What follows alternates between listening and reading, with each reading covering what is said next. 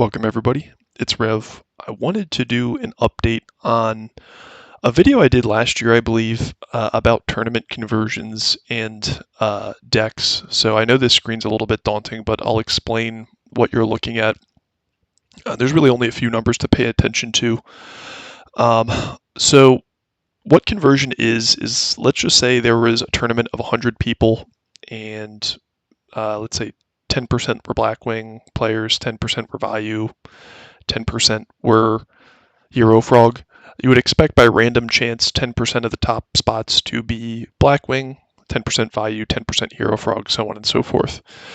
If, for instance, 20% of that tournament Blackwing players were the topping spots and 5% were Value, that would go to say Blackwing over-converted just because by random chance you would expect Blackwing to be 10% of the spots, but it got 20%, and Value under-converted because it got 5% of the top spots, and it should have gotten 10% by random chance. So that's what conversion means, and there are a few statistics on this if you subscribe to Format Library. Unfortunately, I think they include a lot of faulty data or data that I wouldn't necessarily say is the highest quality. So I did a video on this for really like the last year's worth of data last year, and I wanted to update it with some fresh data for roughly the last year's worth of data. And the data I'm using is from Format Library, and in addition, it's for tournaments that are over 100 players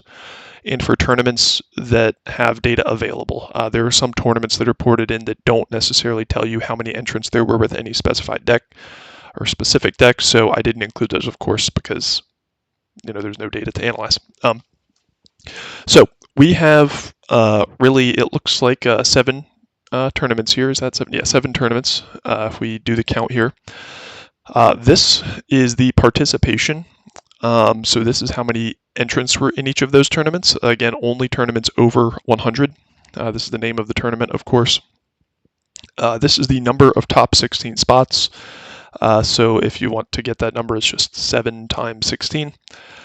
These are the number of entrants with each of the decks that I'm looking at. There are, of course, dozens of different decks to look at. The issue is with most decks, the sample size gets so small that the data more or less becomes meaningless on whether or not something topped. So, like for instance, if we were to look at like 6 SAMs or something like that, there are so few entrants and so few top spots, the data more or less becomes meaningless. So I sort of stuck with what I was looking at last year, which are kind of the most popular decks and frankly the decks that I kind of wanted to keep an eye on. And so this is the number of entrants for Blackwing, and this is of course for Value, Hero Frog, Lightsworn, Dragon Turbo, Hero Beat variants for Peak Beak 9, and then this is the number of top 16 spots for each of those decks. So as we can see, there were 30 entrants with Blackwing for Peak Beak 9, 9 in the top 16. So they did very, very well that tournament. Value only had 3, Lightsworn had 0. So as you can see, that's kind of what this is. Now, any one given tournament doesn't really necessarily tell you anything, and it's something I kind of get tired of, especially with the Value narrative that's like, oh, Value over converts. Value's the best deck, and we're very quickly going to see that is not the case. At least the over conversion, whether or not it's the best deck, is of course up for debate. But whether or not a tournament or a deck wins something is basically meaningless. And I know that's like heresy to a lot of people. Like, oh, of course, the deck that has taken the most titles, is the best deck. But I mean, I frankly just think if you think that way, you just don't have a firm grasp on statistics and you don't understand how random this game is. Like what wins a tournament, like it's like dozens and dozens of coin flips, like over and over again.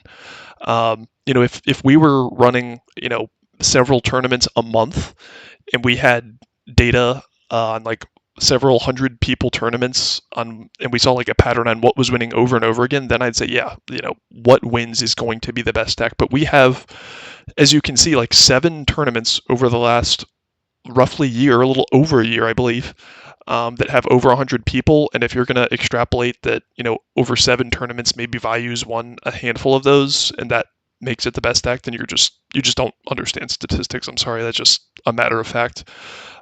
What you want to do is look at aggregate numbers.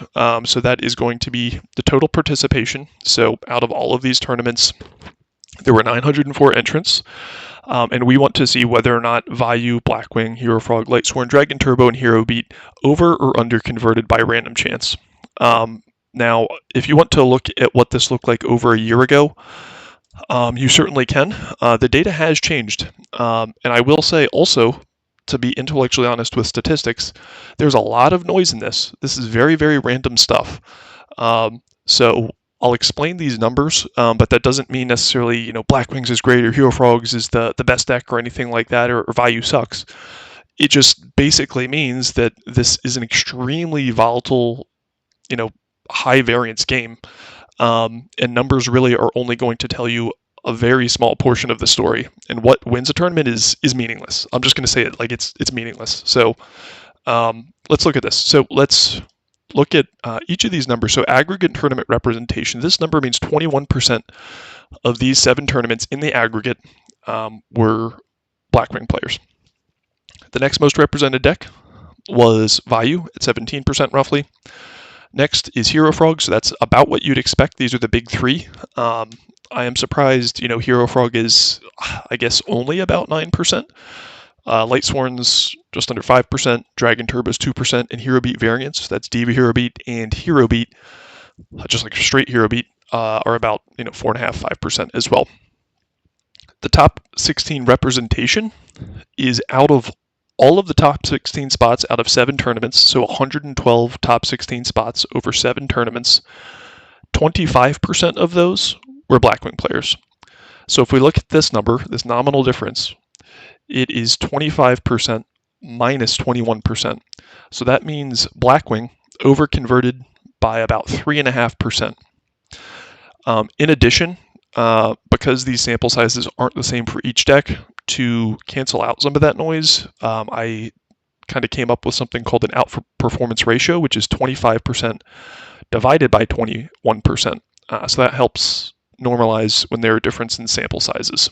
So if we take 25 divided by 21, any number above 1 means the deck over-converted. Any number below 1 means the deck under-converted in this sample. So Blackwing did very well. It, on a nominal basis, over-converted by about 3.5%. It has an outperformance ratio of 1.17%, which again confirms it over-converted. Vayu, not so much. So whether or not it's a player skill thing or just variance, probably variance to be honest, Vayu under-converted in these 7 tournaments. There were a lot of toppers, but just by random chance, there were less topping spots with Vayu than you would otherwise expect by random chance. It also has an outperformance ratio of below 1, which confirms it more or less under-converted. The highest conversion rate is Hero Frog. So as we can see, it had a nominal, basically out conversion of 2.5%, which looks worse than Blackwing's. But again, we're looking at different sample sizes here, which is why you have to look.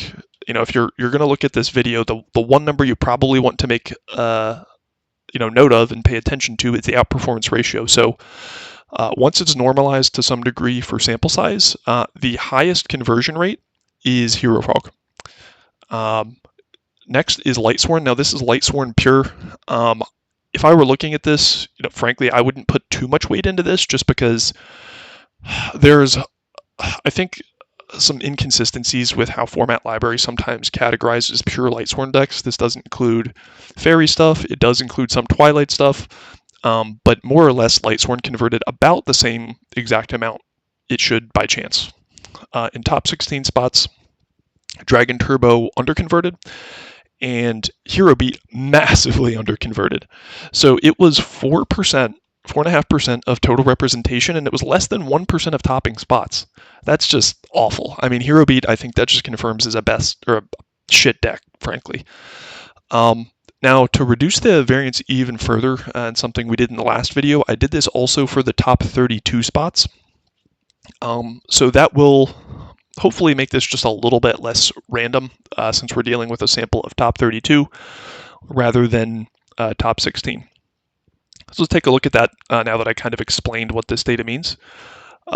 So here, actually things look quite a bit different. So Blackwing's overconverts, Vayu Turbo overconverts, Blackwing overconverts more.